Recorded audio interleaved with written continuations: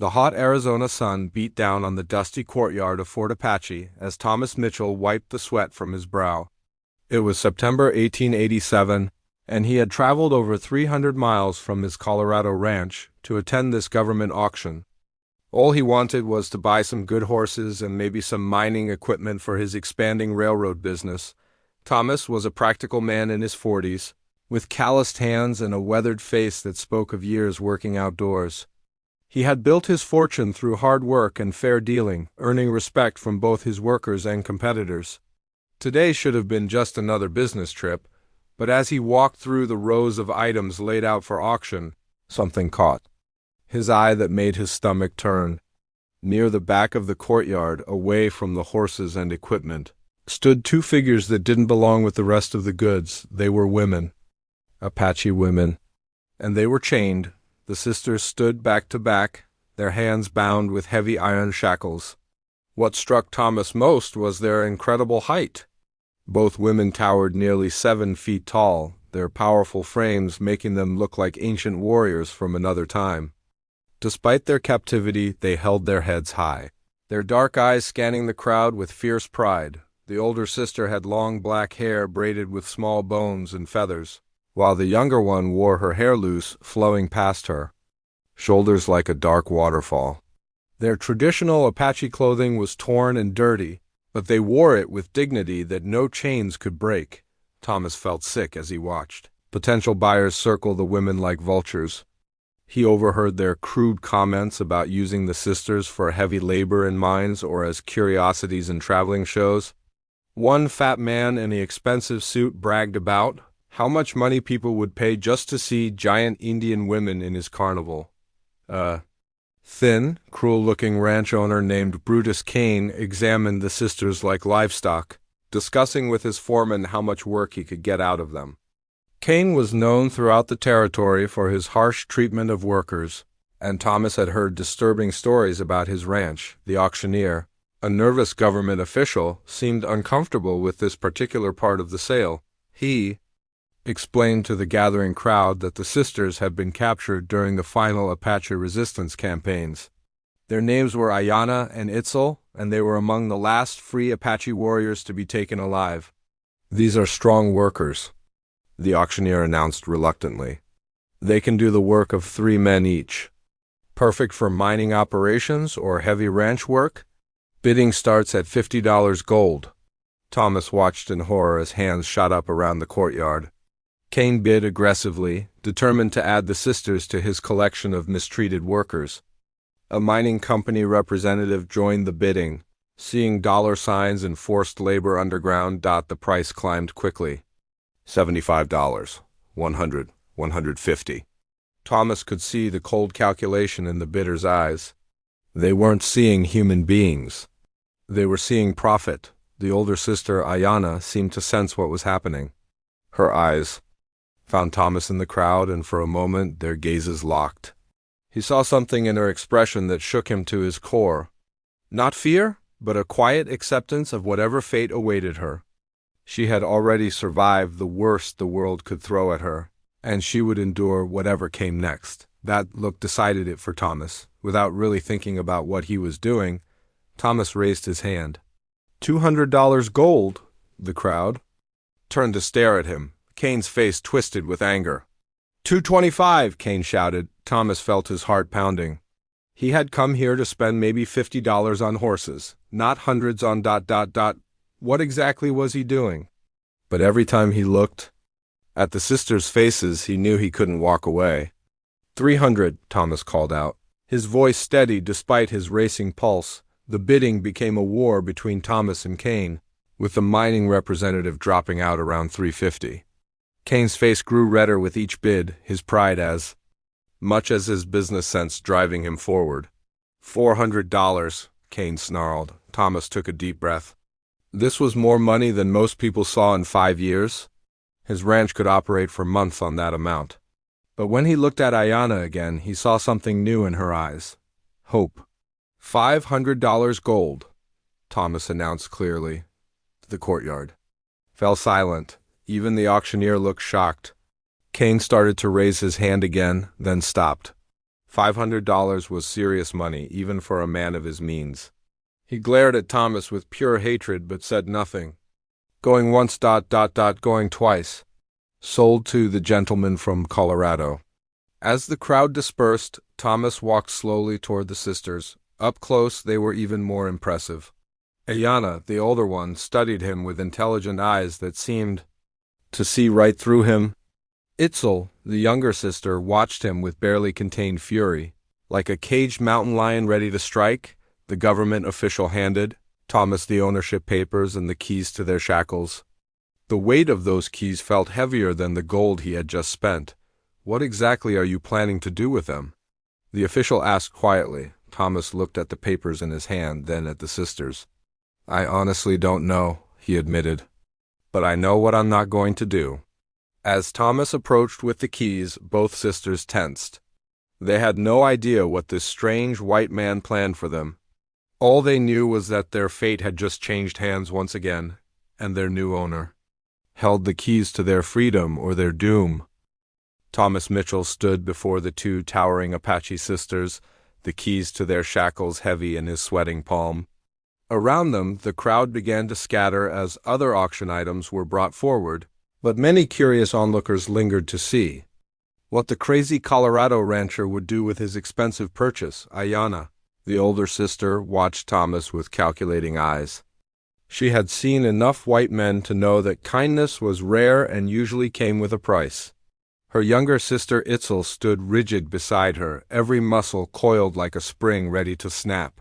Despite their chains, both women radiated a dangerous energy that made even armed soldiers keep their distance. Thomas fumbled with the keys, his hands shaking slightly.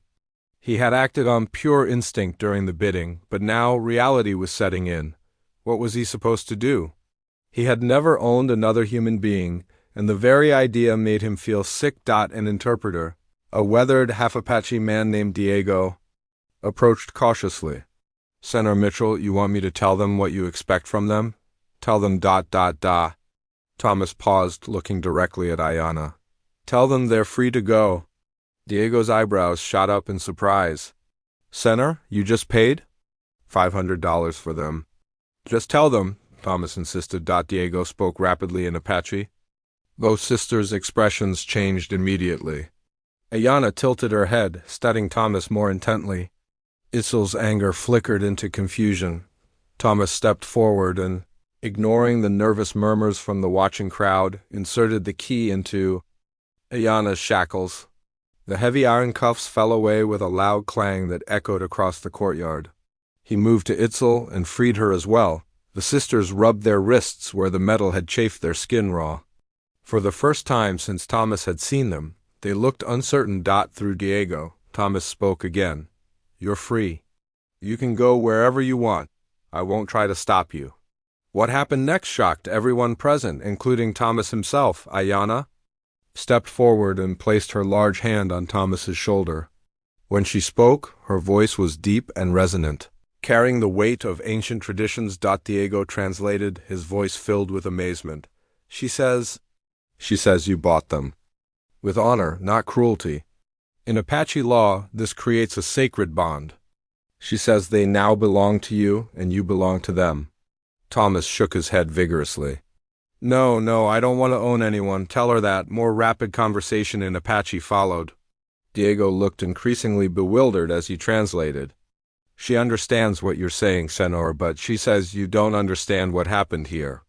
When you paid that money to save them from the cruel man, you became their family. She says the Great Spirit guided you to them. But I just wanted to help, Thomas protested. Ayana spoke again, this time placing both hands on Thomas's shoulders and looking directly into his eyes. Her gaze was intense but not threatening. Diego translated her words carefully. She says that's exactly why the bond is sacred. You helped without expecting anything in return. In her tribe, such actions create obligations that run both ways. They are now yours to protect, and you are theirs to protect. She says this is the Apache way. The crowd around them had grown larger, drawn by the unusual scene. Brutus Cain pushed through the onlookers, his face red with anger and humiliation. This is the most ridiculous thing I've ever seen, Kane sneered. You paid good money for workers, and now you're just going to let them go? They'll be back to raiding settlements within a week. Itzel, who had been silent until now, suddenly straightened to her full impressive height and stared down at Kane. She spoke one sharp sentence in Apache. Diego winced as he translated. She says if the fat pig speaks again, she will feed his tongue to the buzzards. Kane stepped back involuntarily, his hand moving toward his gun. Several soldiers moved closer, sensing trouble. Thomas quickly stepped between them. There won't be any trouble here, he said firmly. Kane, you lost the auction fair and square. Move along. Kane glared at all of them, but backed down when he saw the soldiers watching. You'll regret this, Mitchell, he muttered before stalking away. Thomas turned back to the sisters, feeling overwhelmed. Look, I appreciate what you're saying about Apache traditions, but I can't just... you're human beings, not property. Ayana listened to the translation, then spoke at length with her sister in rapid Apache. They seemed to be debating something. Finally, Ayana turned back to Thomas. She says they understand your confusion. Diego translated. But she asks if you would abandon family members who needed your help. She says you have proven you are a good man, and good men need good people around them. They choose to stay with you not as slaves, but as the closest word would be sworn companions. Thomas looked from one sister to the other. Despite their imposing size and fierce appearance, he could see something else in their eyes now. Hope, perhaps. Or maybe just the desire to belong somewhere after losing everything.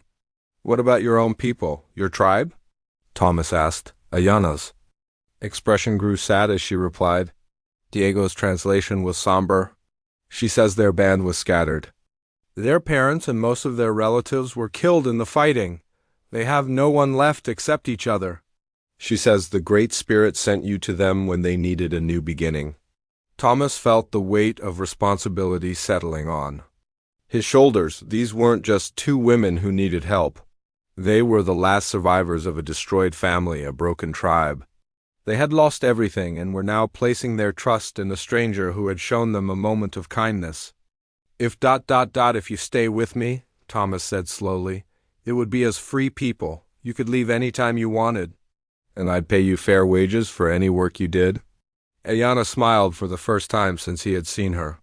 It transformed her entire face, making her look years younger. She spoke again, and Diego translated with a grin. She says you still don't understand. They're not staying for wages. They're staying because you are now their chosen family, and they are yours. She says this is better than money. As the three of them stood in the dusty courtyard of Fort Apache, Thomas realized his simple business trip had just changed his life. Forever. He had come looking for horses and ended up with two Apache sisters who had just declared themselves his family. Looking at their determined faces, Thomas suspected this was only the beginning of the surprises they had in store for him. Thomas Mitchell spent a sleepless night in his small hotel room, staring at the ceiling and trying to understand what had just happened to his life. Down in the hotel courtyard, he could see the glow of a small campfire where Ayana and Itzel had set up for the night. They had refused his offer to pay for their own rooms, insisting through the interpreter that their place was to guard their new family. When morning came, Thomas found the sisters already awake, sitting quietly by the dying embers of their fire. They had somehow acquired fresh clothes during the night, simple but clean dresses that made them look less like prisoners and more like the proud Apache women they truly were. Diego, the interpreter, arrived early to help Thomas communicate with his unexpected companions. Over breakfast at the hotel restaurant, Thomas tried once more to understand the cultural bind he found himself in. Tell them again that I don't want to own anyone, Thomas said, pushing eggs around his plate nervously. Diego translated, then listened to Ayana's patient response. Senator Mitchell, she says you keep thinking like a white man. She's not talking about ownership like buying a horse or a piece of land. She's talking about family bonds, about choosing to belong to each other. But surely they want to find other Apache people to rebuild their lives with their own kind? Thomas asked. This question sparked a longer conversation between the sisters. Itzel spoke for the first time since the auction, her voice carrying pain that didn't need translation. Diego listened carefully before turning back to Thomas. Itzel says their people are scattered to the wind. Some are dead, some are in prison camps, others have fled to Mexico. She says trying to find them would be like trying to catch smoke with their bare hands. Ayana says you gave them something more valuable than freedom when you bought them yesterday. What's that? Thomas asked, genuinely confused. Hope, Diego said simply. She says you proved that not all white men see them as animals to be used. You saw them as people worth saving. In Apache tradition, such recognition creates powerful bonds. Thomas rubbed his temples, feeling a headache building. But what do they expect from me? What am I supposed to do? Ayana leaned forward and spoke directly to Thomas, her eyes intense. Diego translated her words carefully. She says they expect nothing except to be allowed to serve the family they have chosen. She says Apache women are not helpless flowers who need to be protected from work. They are warriors, hunters, healers, and builders. She says they will earn their place by making your life better, and in return you will give them purpose and belonging. And if I say no, if I insist they leave? The question caused both sisters to exchange glances. Ayana's response came slowly. With great dignity. She says they would respect your wishes and leave, Diego translated. But she asks why you would throw away a gift from the Great Spirit. She says the spirits brought you to that auction for a reason, and fighting against the spirit's plan only brings sadness. Thomas looked at the two imposing women sitting across from him. In the morning light he could see details he had missed before. Ayana had small scars on her hands that spoke of hard work and harder times. Itzel's eyes held a fierceness that reminded him of the mountain cats that prowled his Colorado ranch. These were not helpless victims, but survivors who had endured things he couldn't imagine. What about other people? Thomas asked. When we get back to Colorado, folks are going to have opinions about me traveling with two Apache women. Some of those opinions won't be friendly. Itzel responded to this with what sounded like a short, sharp laugh. Diego grinned as he translated. She says she has dealt with unfriendly white people before. She says anyone who threatens their chosen family will discover why Apache warriors are feared throughout the territory. I don't want any violence, Thomas said quickly. Ayana spoke again, her tone reassuring. She says they prefer peace, but they will not allow anyone to harm what they protect. She says wise enemies will choose to be friends instead. The hotel restaurant had gradually filled with other guests, and Thomas noticed the curious stares and whispered conversations about their unusual breakfast party. A well-dressed woman at a nearby table kept glancing over with obvious disapproval. See? Thomas said quietly. It's already starting. Ayana followed his gaze to the disapproving woman, then stood up to her full, impressive height. She walked over to the woman's table and spoke a few words in perfect English. Good morning, sister. Beautiful day, isn't it? The woman nearly choked on her coffee, clearly not expecting the Apache woman to speak English, let alone address her so politely. She managed a stammered response before quickly gathering her things and leaving. Ayana returned to their table. With a satisfied expression, Diego laughed. She speaks English? You never told me that. We speak when it is useful, Ayana said in accented but clear English. Listening teaches more than talking. Thomas stared at her in amazement. You understood everything we said yesterday? Every word, Ayana confirmed. Your heart spoke truth even when your words showed confusion. This is why we chose you. Itzel also spoke up in English, though her accent was heavier than her sister's. White people think Apache are stupid because we are different. They are wrong. We learn your language, your ways, your weaknesses. Survival depends on understanding enemies. But I'm not your enemy, Thomas protested. No, Ayana agreed with a small smile. You are family. This is why we will teach you Apache ways and you will teach us more white ways. Together we will be stronger. Thomas felt something shift inside him as he looked at these remarkable women. Maybe they were right. Maybe fighting against this strange twist of fate was pointless? Maybe, just maybe, having two fierce Apache sisters watching his back wasn't the worst thing that could happen to a man. "All right," he said finally. "But we do this as partners, not as owner and owned? You're free to leave any time you choose, and I'll pay you wages for any work you do." Both sisters exchanged a look that Thomas was beginning to recognize. It was the look of people who knew things he didn't understand yet. "White man still thinks like white man," Itzel said with amusement, "but he will learn. Apache family shares. Everything, needs no wages. His success is our success. Our success is his success." As they prepared to leave the hotel and begin the long journey to Colorado, Thomas realized he was no longer the same man who had arrived in Arizona looking to buy horses. Whether he understood it or not, he now had family responsibilities that went far beyond anything he had ever imagined, and looking at the determined faces of Ayanna and Itzel, he suspected his quiet life as a Colorado rancher was about to become very interesting indeed. The journey from Arizona to Colorado stretched over 400 miles of some of the most dangerous territory in the American West. Thomas had planned to take the safer but longer route through established towns, but Ayanna had other ideas. Bandits. "Watch the main roads," she explained as they studied Thomas's map by lamplight in their camp outside Flagstaff. "They know when travelers carry gold from business. We take old paths, Apache paths, safer for family." Thomas looked at the route she traced with her finger across unmarked wilderness. "But there's no water marked along that way. No supply stops," Itzel snorted with amusement. "White men only see water where other white men have built wells. Apache know where Great Spirit hides water for those who look with proper eyes."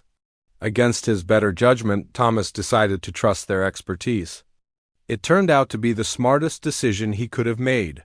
On the second day, as they rode through a narrow canyon, Ayanna suddenly raised her hand for them to stop. She closed her eyes and tilted her head, listening to something Thomas couldn't. "Here, what is it?" Thomas whispered. "5 men ahead," she replied quietly, waiting behind rocks. "They smell of whiskey and bad intentions." Thomas squinted at the trail ahead but saw nothing suspicious. "How can you possibly know that?" "Apache learn to hear what land tells them," Itzel explained, checking the rifle she had somehow acquired during their travels.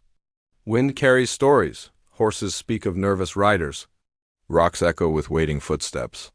They left the main trail and circled wide through terrain that would have been impossible for Thomas to navigate alone. Sure enough, as they peered down, from a high ridge, they could see 5 rough-looking men positioned behind boulders, rifles ready for an ambush. "Road agents," Thomas breathed. "If we'd ridden into that canyon ... double quote, but we didn't," Ayanna said calmly. "Apache sisters protect family. This is our purpose." That night, as they camped under stars brighter than any Thomas had seen in years, he began to understand what he had truly gained. The sisters moved through the wilderness like they were born to it, finding water where Thomas saw only rocks, locating sheltered campsites invisible to his eyes, and hunting small game with a skill that bordered on magic. "How do you do it?" Thomas asked as Itzel returned to camp with 3 rabbits she had caught using nothing but snares made from grass. "Apache children learn from crawling age," she explained, beginning to skin the rabbits with practiced efficiency. "White children learn books and numbers. Apache children learn how to live when everything else is taken away." "Your parents taught you?" Ayanna's face grew sad in the firelight. "Mother taught us plant medicine, how to read signs in sky and earth. Father taught us to hunt, to fight, to survive when enemies come. They thought they were preparing us for small troubles." She paused, staring into the flames. "They could not imagine troubles big enough to destroy our whole world." Thomas felt the weight of their loss in those words. These women had mastered skills that kept them alive when their entire civilization was being destroyed around them. No wonder they seemed so capable, so unafraid of whatever lay ahead. "I'm sorry," he said quietly. "I can't imagine losing everything like that." "Not lost," Itzel corrected firmly. "Changed. Old world gone, but we are still here. Now we have new family, new purpose." Apache way is to adapt, survive, become stronger. The next morning brought their first real test.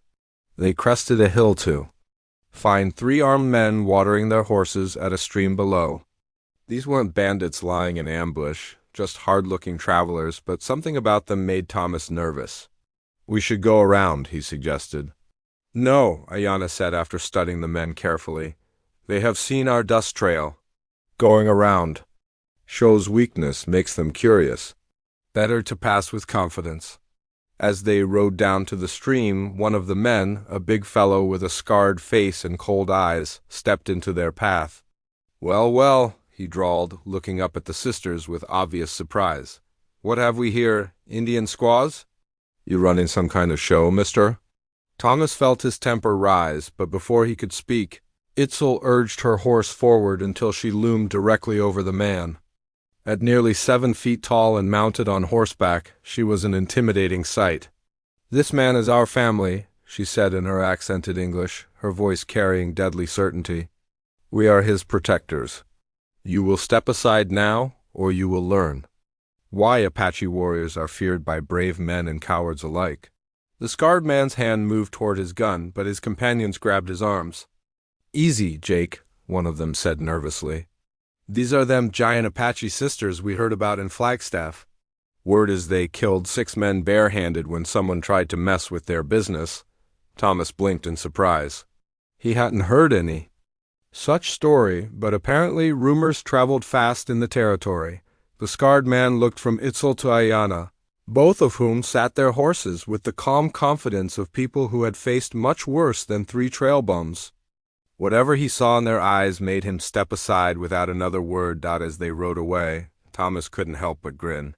6 men barehanded? Where did that story come from? Ayana shrugged. "People tell stories. Sometimes stories protect better than bullets.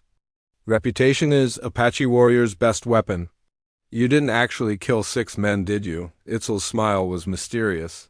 "How many men do you think we killed, Thomas Mitchell?" I don't know. I hope none." "Hope is good thing," she agreed, not answering his question directly. "Keep hoping we never need to show you what Apache sisters can do when family is threatened." The days passed in a rhythm that felt natural, despite being unlike anything Thomas had experienced. The sisters taught him to read the land the way they did, to find game trails and water sources, to predict weather changes from the behavior of birds and the smell of the wind. In return, Thomas shared stories of his life in Colorado, his struggles to build his ranch and railroad business, his dreams of expanding into new territory. The sisters listened with intense interest, asking questions that showed they understood business better than he had expected. "Apache must understand trade to survive," Ayana explained. "We traded with many tribes, with Mexican settlers, even with some white traders before the wars. Understanding value, understanding what people need, this keeps people alive." As they finally crested the last ridge before Thomas's Valley, he felt a mixture of excitement and nervousness. Below them stretched his ranch, the buildings looking small but prosperous in the afternoon sun. Cattle dotted the grassland, and he could see his workers moving around the main compound. "This is home," he said, then corrected himself. "This is our home now." Both sisters studied the scene below with professional interest. "Good defensive position," Itzel noted approvingly. "Water source close but not too close. Grass for horses and cattle. You chose well. Good men down there?" Ayana asked, watching the distant figures. "Mostly," Thomas said, "though I'm not sure how they'll react to well to you." Ayana and Itzel exchanged one of their meaningful looks. "They will learn to accept," Ayana said with quiet confidence. "Or they will learn to leave. Apache sisters do not ask for permission to protect family." As they rode down toward the ranch, Thomas realized that his quiet life was indeed about to change forever. The question was whether his workers would be smart enough to embrace that change or stubborn enough to fight it. Looking at the determined faces of his new family members, he suspected anyone choosing to fight would quickly discover why Apache warriors had held off the entire United States Army for so many years. The silence that fell over the ranch yard when Thomas rode in with Ayana and Itzel was so complete that even the chickens stopped pecking at the dirt. Every worker, from the youngest stable boy to the grizzled old foreman, stopped what they were doing and stared at the two towering Apache women flanking their boss. Buck Coleman, Thomas's foreman for the past 8 years, was the first to break the spell. He walked slowly toward them, his weathered face showing confusion and concern. "Boss?" Buck said carefully, his eyes never leaving the sisters. "You want to tell me what's going on here?"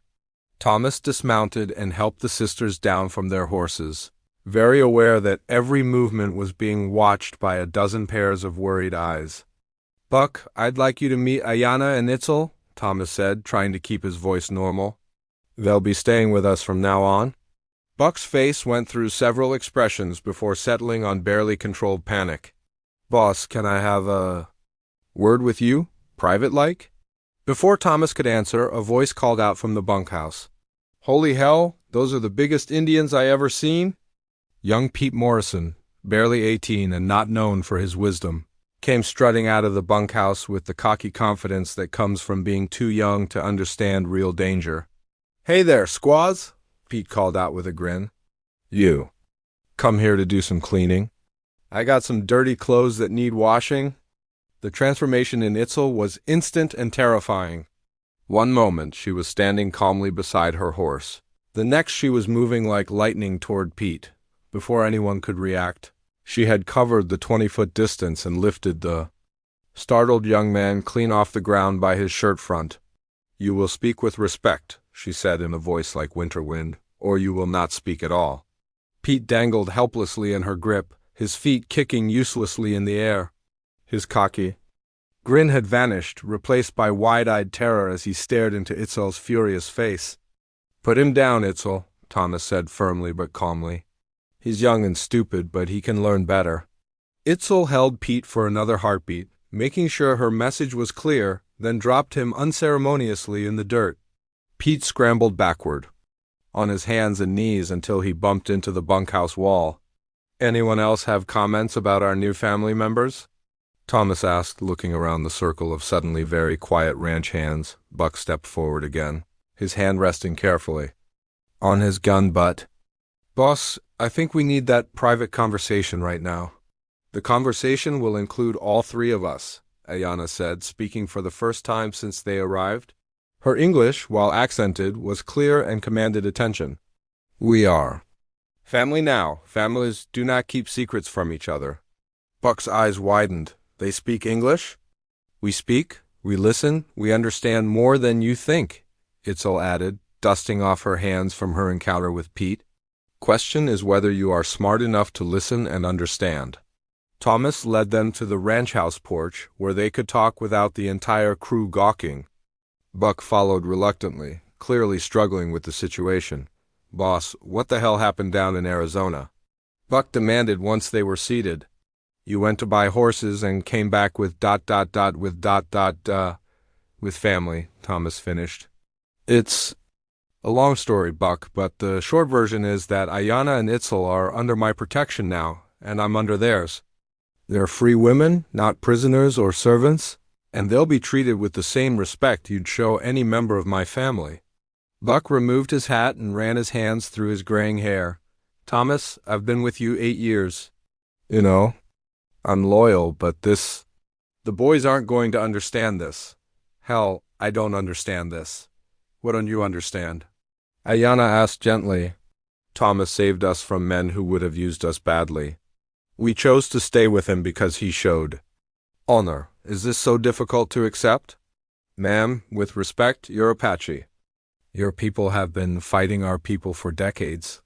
Some of the boys here lost friends and family to Apache raids. How do you expect them to just accept you?" Itzel leaned forward, her intense gaze fixed on Buck. "Apache fought to protect our families, our land, our way of life. Your people fought to take those things away. Both sides did what they thought they must do. But that war is over. Our people are scattered or dead. We cannot change the past, but we can choose how to live in the present. And you choose to live here? With us? We choose to live with Thomas," Ayanna corrected. "If his people accept us, we will be good neighbors. If they do not, She shrugged eloquently. Buck looked from the sisters to Thomas and back again. Boss, this is going to cause problems. In town, with the neighbors, maybe with the law. People here you're harboring. Apache, they're going to assume the worst.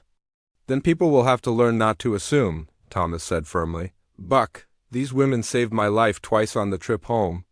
They know things about ranching, about animals, about the land that could help us prosper. More than that, they're good. People who deserve a chance to build new lives. Over the next few days, the tension at the ranch was thick enough to cut with a knife. The workers went about their duties, but conversations stopped when the sisters appeared, and groups of men would huddle together, whispering nervously. Ayanna seemed unbothered by the hostility, calmly going about the business of learning how the ranch operated. She watched the cattle with professional interest, studied the horses with expert eyes, and examined the vegetable garden with the attention of someone who understood growing things. Itzel was less patient with the unfriendly atmosphere. Thomas caught her several times staring down ranch hands who were gawking at her, and twice he had to intervene when her temper began to flare at whispered comments. She pretended not to hear. The real trouble came on the fourth day. Thomas was in town buying supplies when word reached Sheriff Watson that there were hostile Indians at the Mitchell Ranch. Watson, a fair man but under pressure from nervous townspeople, rode out with 2 deputies to investigate. Buck met them at the ranch gate, clearly uncomfortable. Sheriff Watson, good to see you. What brings you out here? Got reports of Indians at this ranch, Buck? Armed Indians. That true? Well, Sheriff, it's not exactly ... Is true, Itzel said, appearing suddenly behind Buck. The deputies' hands moved instinctively toward their guns when they saw her imposing figure. 2 Apache women live here now. Problem with this? Sheriff Watson was a veteran lawman who had dealt with dangerous situations before, but even he seemed taken aback by Itzel's direct approach. Ma'am, I'm going to need to know the legal status of your presence here. Do you have papers? Are you escaped prisoners? Reservation jumpers? Ayanna emerged from the house, carrying the ownership documents from the Arizona auction. We have papers, she said calmly. Thomas Mitchell purchased us legally from government auction. We chose to stay with him as free women under his protection. The sheriff read the documents carefully, his frown deepening. This says you were sold as laborers. Papers say many things, Itzel replied. Truth is that Thomas freed us first day. We stay because we choose to stay, not because papers force us. But you could leave if you wanted. Could leave, Ayanna confirmed. Will not leave, Thomas's family now. Apache do not abandon family. Sheriff Watson handed back the papers clearly, struggling with the situation. Look, ladies, I'm sure you mean well, but your presence here is making folks nervous. Maybe it would be better if you moved on, found your own people somewhere. The temperature on the porch seemed to drop 10 degrees.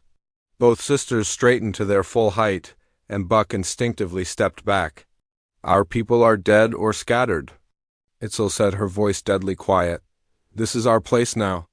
Any person who wishes to remove us is welcome to try. Now, that sounds like a threat, one of the deputies said, his hand moving toward his gun. The deputy never saw Itzel move. One instant she was standing 10 feet away. The next she was beside him, her hand clamped on his wrist before he could draw his weapon. Not threat, she said conversationally. Promise? Touch gun again? Loose hand? Itzel, let him go, Ayanna said firmly. To the sheriff she added, We seek no trouble, Sheriff Watson, but we will not be driven away by fear and ignorance. If townspeople have concerns, they may speak to Thomas when he returns. Until then, we suggest you leave. Sheriff Watson looked at his white-faced deputy, still trapped in Itzel's iron grip, and made a practical decision. Turn him loose, miss. We'll be going now, but this isn't over. There are laws about threatening law officers. Itzel released the deputy, who stumbled backward, rubbing his wrist. Law works both ways, Sheriff. Apache? Sisters know rights of free women? We will use those rights to protect our family. As the lawmen rode away, Buck turned to the sisters with new respect in his eyes. You ladies sure don't back down, do you? Apache who back down become dead Apache, Ayanna said simply. We have survived worse than nervous cowboys and worried sheriffs. We will survive this too. When Thomas returned that evening and heard about the confrontation, he found himself feeling proud of his new family members rather than worried about the trouble they might have caused. "How bad will this get?" he asked Buck privately. "Hard. To say, boss, word spreading fast. Could be we'll have more visitors soon, and they might not be as reasonable as Sheriff Watson." By early October, the worst drought in 15 years had turned Thomas's ranch into a dusty nightmare. The main well, which had never failed before, was producing only a trickle of brackish water. Two of the smaller wells had gone completely dry, and the creek that normally ran year-round was nothing but cracked mud and scattered pools. Buck stood with Thomas on the porch, both men staring grimly at the horizon where dust devils danced in the heat. "Boss, we're in real trouble," Buck said, wiping sweat from his forehead. "Lost 12 head of cattle yesterday. They're dying faster than we can drive them to what water we got left. If this keeps up, we'll lose half the herd before winter." Thomas nodded, his jaw tight with worry. The drought was threatening everything he had built over the past decade. Without water, the cattle would die. Without cattle, the ranch would fail. Without the ranch, he would lose the contracts that funded his railroad expansion dreams. What about buying water from the Peterson place? Thomas asked, though he already knew the answer. Peterson's wells are just as dry as ours, whole valley suffering. Some ranchers are already talking about selling out and heading north. From the barn, they could hear the sound of hammering. Ayanna and Itzel were building something, though they had been secretive about their project for the past week. The sisters had watched the growing water crisis with increasing concern, speaking quietly to each other in Apache whenever they thought no one was listening. "Maybe it's time to talk to the bank about a loan," Thomas said reluctantly. "If I could buy cattle cars, I could ship what's left of the herd to market in Denver before they all die." "That's quitting talk," came Ayanna's voice from behind them. The older sister approached with her hands dirty and her dress dusty from whatever she had been working on. "Apache do not quit when spirits test their strength." "This isn't a test, Ayanna," Thomas said tiredly. "This is just bad luck and bad weather. Sometimes a man has to accept defeat." Ayanna studied his face with those penetrating dark eyes. "Thomas Mitchell, you saved us when all seemed lost. You think we cannot return such favor? You think Apache sisters know nothing of finding water in dry places?" Buck shifted uncomfortably. "Ma'am, we've dug 3 new wells in the past month. Went down 40 feet and found nothing but rock and sand. White man digs where he thinks water should be," Itzel said, joining them on the porch. Her hands were also dirty, and she carried what looked like a collection of strange wooden implements. "Apache digs where water actually is." "What are you talking about?" Thomas asked. Instead of answering, Ayanna took Thomas's hand and led him toward the barn. "Come, time to show you Apache magic." Inside the barn, the sisters had constructed an elaborate collection of wooden frames, each one holding what appeared to be thin branches or reeds arranged in complex patterns. The whole setup looked like something between a scientific instrument and a piece of tribal art. "Water speaks to those who know how to listen," Ayanna explained, selecting one of the branch constructions. "My grandmother taught me her grandmother's way of hearing water's voice beneath the earth." Thomas looked skeptically at the arrangement of twigs and branches. "You're talking about water witching? Dowsing? Call it what you wish," Itzel said.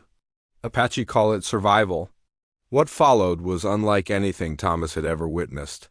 Ayanna walked slowly across the ranch property, holding her branched construction in front of her like a compass.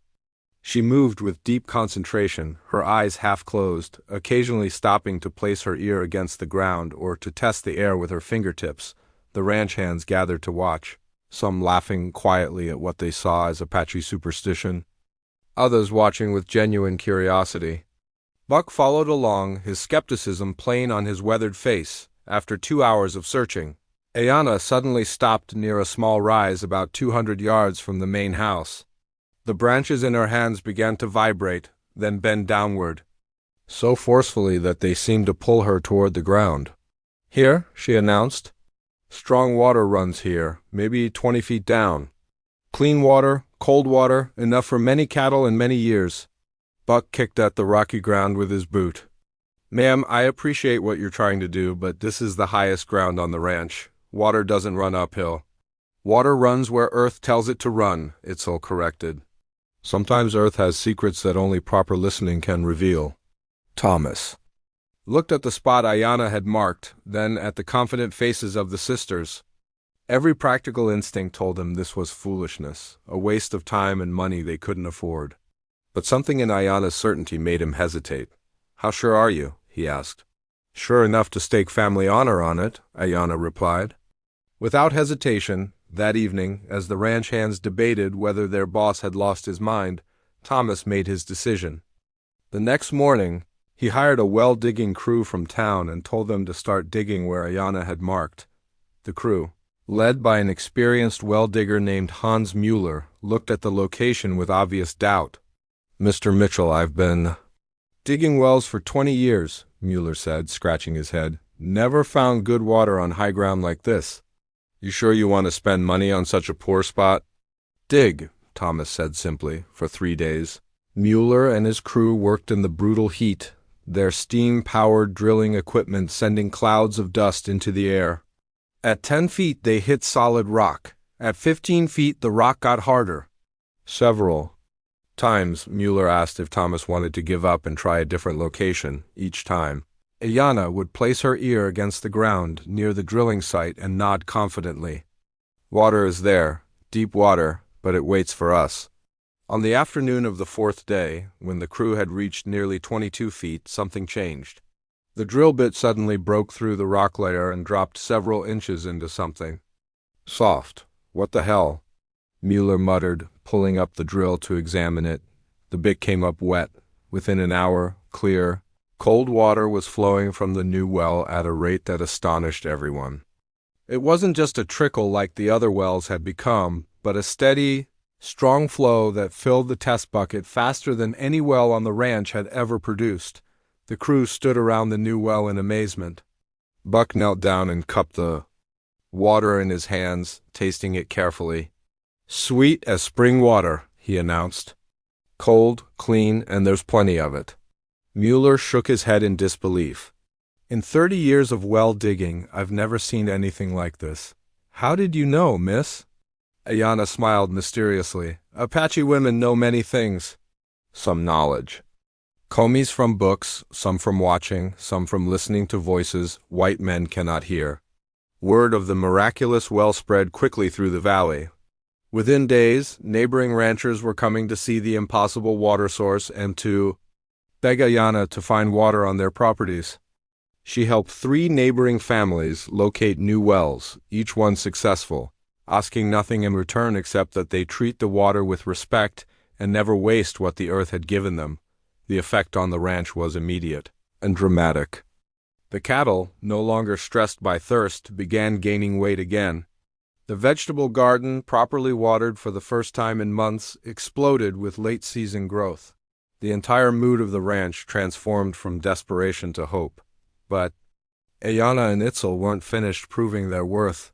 A week after the well success, Thomas discovered that several head of cattle were missing from the north pasture. Cattle rustling was a constant problem in the territory. But these thieves had been particularly bold, taking a dozen of Thomas's best breeding stock. "Tracks lead north toward the Badlands," Buck reported grimly. "Professional job." These weren't amateur cattle thieves. Thomas was preparing to organize a pursuit party when Itzel appeared at his side, already mounted and armed. "Apache sisters will find your cattle," she announced. "White men make too much noise, leave too many tracks. Thieves will hear you coming from miles away." "It's too dangerous," Thomas protested. "We don't know how many men we're dealing with." "Danger is why you need Apache help," Ayanna said, joining them on horseback. "We track silently, see without being seen, learn enemy strength before choosing how to fight." Against his better judgment, Thomas agreed to let them scout ahead while he organized. The ranch hands. The sisters disappeared into the Badlands like ghosts. Leaving no trace of their passage, They returned 18 hours later with detailed intelligence about the cattle thieves' camp, the number of men guarding the stolen cattle, their weapons, their routines, and most importantly, their weaknesses. 5 men, but only 3 are real fighters, Itzel reported. Other 2 are town drunks hired to watch cattle. Main camp is in Box Canyon with only one way out. They think they are safe because no one can approach without being seen. No one. Except Apache, Ayana added with a satisfied smile. The plan the sisters proposed was daring and complex. While Thomas and his men created a distraction at the canyon mouth, drawing the thieves' attention, Ayana and Itzel would scale the canyon walls and attack from above, driving the confused rustlers directly into Thomas's waiting guns. The plan worked perfectly. Caught between 2 forces and unable to retreat deeper into the canyon, the cattle thieves surrendered without firing a shot. The attack came just before dawn on a cold November morning, when the mist still clung to the valley floor and most of the ranch was asleep. Thomas was awakened by Itzel's hand clamped firmly over his mouth and her urgent whisper in his ear. Silent. Now, Apache warriors come? 20, maybe 25? They surround ranch. Thomas's blood turned to ice. He had known this day might come, had feared it since the sisters first declared themselves his family. Apache raiders seeking to reclaim Ayana and Itzel, or perhaps to punish them for choosing to live among white settlers. Through his bedroom window, Thomas could see nothing but morning mist and shadows, but he had learned to trust the sisters' senses completely. If Itzel said Apache warriors were out there, then they were out there. How long do we have? He whispered. They wait for full light to attack, Ayana said, appearing silently in the doorway. Apache way is to see enemy clearly before striking. But they are close, very close. Thomas dressed quickly, his mind racing through defensive options. The ranch house was sturdy but not built as a fortress. The bunkhouse where his men slept was even more vulnerable. Against 25 Apache warriors, his dozen ranch hands wouldn't stand much of a chance. Can we get word to town? To the sheriff? Thomas asked. No time, Itzel replied grimly. They watch all paths. Anyone who tries to leave will die before reaching Main Road. As they crept through the house, gathering weapons and ammunition, Thomas couldn't help but notice something strange in the sisters' behavior. They moved with their usual efficiency, but there was a tension in their faces he had never seen before, a sadness that seemed deeper than fear. Ayana, Thomas said quietly as they reached the kitchen, do you know who these warriors are? The older sister paused in loading her rifle, her dark eyes troubled. We know them, she admitted. Our cousin Nelnish leads them. He was like brother to us before the wars. Your cousin? Thomas felt his stomach drop. He's come to take you back? He comes to punish us, Itzel said bitterly. In his eyes, we have betrayed our people by choosing white family over Apache blood. He sees us as traitors who must be killed to restore honor. Thomas stared at them both, finally understanding the true weight of what was happening. This wasn't just a raid or a rescue attempt. This was a family trial with deadly consequences for everyone involved. You could go to them, Thomas said quietly.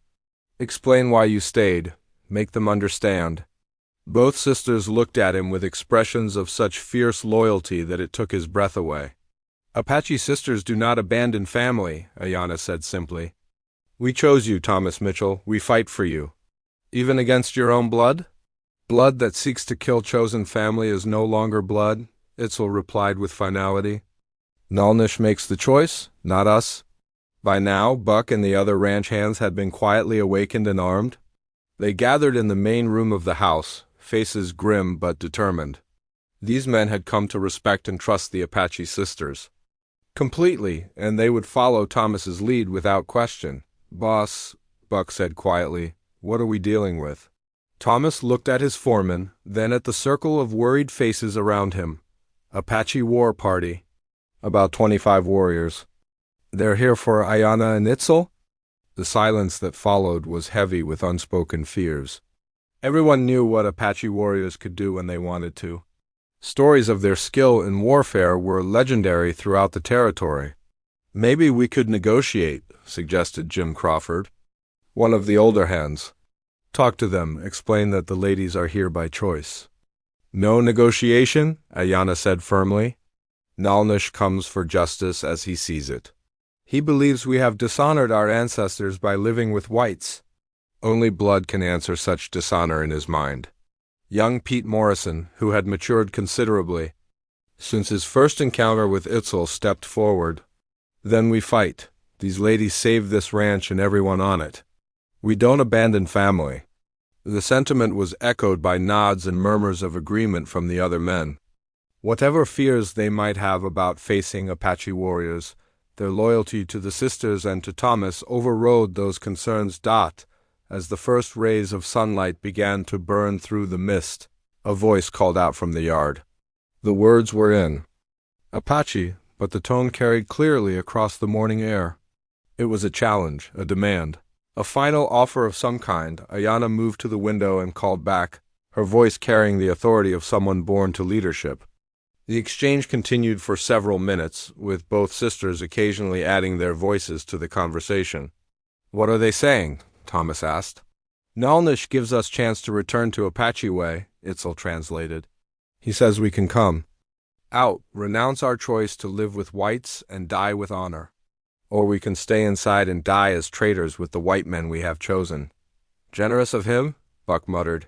There is third option, Ayana said, her voice thoughtful. Ancient. Apache law allows for trial by combat. Single warrior against single warrior. Winner decides fate of all. Thomas felt a spark of hope. Could you beat him, either of you? The sisters exchanged a long look. Nalnish was trained by our father, Ayana said slowly. He is a skilled fighter, experienced warrior, but he fights with anger in his heart, Itzel finished. Anger makes warriors strong, but also makes them careless. Apache sisters learned to fight with clear minds. Before Thomas could respond, the decision was taken out of their hands. The sound of breaking glass came from the kitchen as Apache warriors smashed through windows on multiple sides of the house. Simultaneously, the fight that followed was unlike anything Thomas had ever experienced. The ranch hands, tough men who had faced cattle stampedes and mountain lions, found themselves battling opponents who seemed to move like smoke and strike like lightning, but the Apache warriors hadn't counted on the sisters' intimate knowledge of Apache fighting tactics. Ayana and Itzel moved through the house like avenging spirits, calling out warnings in English to their adopted family while anticipating their blood relatives' every move. Behind you, Buck, Itzel shouted, spinning, to fire at a warrior who had been creeping up on the foreman. Her shot took the man in the shoulder, sending him tumbling back through the broken window. Ayana grabbed Jim Crawford and pulled him down just as an Apache lance sailed through the air where his head had been. Stay low, she commanded. Apache. Fight standing up, expect enemies to do same. The battle raged through the house and spilled into the yard. Thomas found himself back to back with Pete Morrison, both of them firing at warriors who seemed to appear and disappear like ghosts in the swirling gunsmoke. Then, suddenly the fighting stopped. Nalnish himself appeared in the yard, a tall, powerful Apache warrior in traditional war paint and clothing. He called out in Apache, his voice carrying absolute authority. He calls for the sisters to face him, Ayana translated, her breathing heavy from the fight. He says enough blood has been shed. Time for family to decide family business. Thomas looked around the yard and house. 3 Apache warriors lay dead or wounded, but 2 of his ranch hands were also down, including Jim Crawford, who clutched a bleeding arm. This has to end, Thomas said. Yes, Ayana agreed, it does. Both sisters walked out into the yard, their rifles lowered but ready. They faced their cousin across 20 yards of dusty ground, 3 people bound by blood but divided by choices. That seemed impossible to reconcile. Nalnish spoke in Apache, his words carrying pain as well as anger. Ayana responded, her voice sad but firm. The conversation continued for several minutes, with Itzel occasionally adding her own words. Finally, Nalnish raised his rifle and pointed it directly at Ayana's heart. He says we have one last chance. Ayana called to Thomas without taking her eyes off her cousin. Renounce our white family and return to Apache way, or die as traitors. And what did you tell him? Thomas asked, though he already knew the answer from the set of her shoulders. We told him, Itzel called back, also facing down Nalnish's weapon, that Apache sisters keep their word. We chose you as family, we fight for you, we die for you if spirits will it. The silence stretched out like a held breath. Thomas could see the pain in Nalnish's face, the struggle between duty and family love. But he could also see the resolution there, the Apache warrior's commitment to what he believed was justice. When Nalnish began to squeeze the trigger, Thomas knew that everything would change in the next few seconds. The question was whether it would change for better or worse, and whether any of them would survive to see the outcome. The sound of the rifle shot echoed across the valley like thunder, marking the moment when loyalty would finally be tested by the ultimate price. The rifle shot that echoed across the valley did not come from Nalnish's weapon. In the split second before he pulled the trigger, Itzel had moved with lightning speed, her own rifle cracking as she fired into the air above her cousin's head. The shot startled Nalnish enough to make him hesitate, and in that moment of hesitation, Ayanna stepped forward and began to speak in Apache. But this time, her words carried a different tone. Not pleading or defending, but teaching. Thomas watched, his heart pounding as the older sister began to tell a story. He couldn't understand the words, but he could hear the rhythm of ancient Apache storytelling, the cadence that carried wisdom from one generation to the next. As Ayanna spoke, other Apache warriors emerged from their hiding places around the ranch, drawn by her voice. They formed a loose circle in the yard, their weapons lowered, but ready, listening to words that seemed to weave a spell over the morning air. What is she saying? Thomas whispered to Itzel. She tells the story of the eagle and the wolf, Itzel replied quietly, never taking her eyes off the warriors. Old story from our grandmother's grandmother, about enemies who become family when they choose each other. The story went on for nearly an hour. Ayanna spoke of eagles who lost their mountain home to fire and storm, and of a lone wolf who found them dying in the desert. The wolf could have left the eagles to die or killed them for food. Instead, he shared his water and showed them to a new mountain where they could build new nests. But the eagles' old flock found them there and demanded they return to the burned mountain or die as traitors. The eagles had to choose between blood, loyalty to birds who would see them die rather than adapt, and chosen loyalty to the wolf who had given them new life. As the story reached its climax, Ayanna's voice rose and fell like wind through canyon rocks.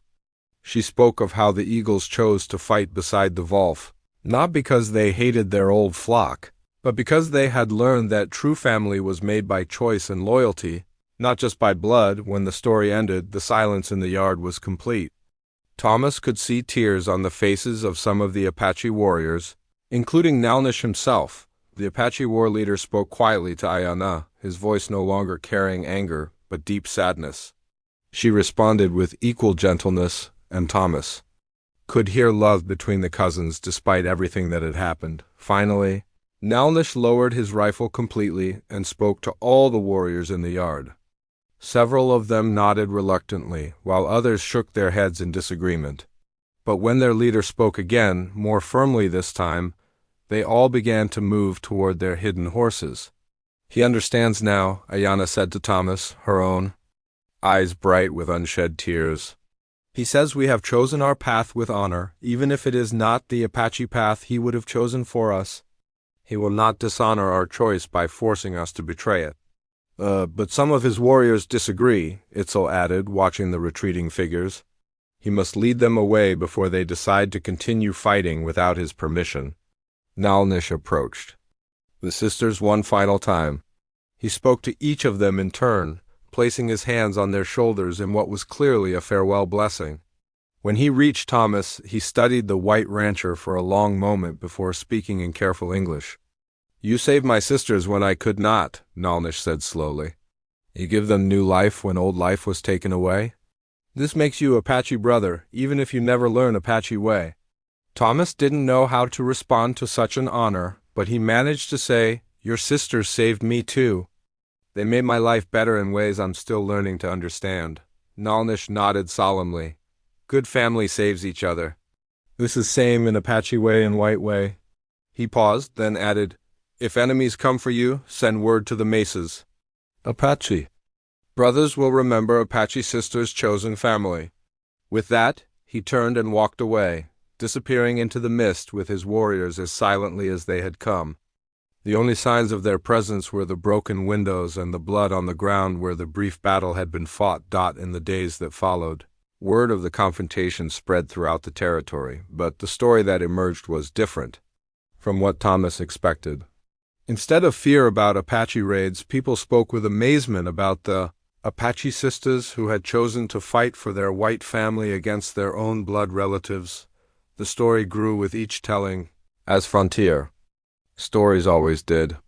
Soon, people were saying that Ayana and Itza had single-handedly fought off 50 Apache warriors, or that they had used Apache magic to make the attackers disappear into thin air. Sheriff Watson rode out to the ranch a week later, ostensibly to investigate reports of the fighting, but really to satisfy his own curiosity about what had actually happened.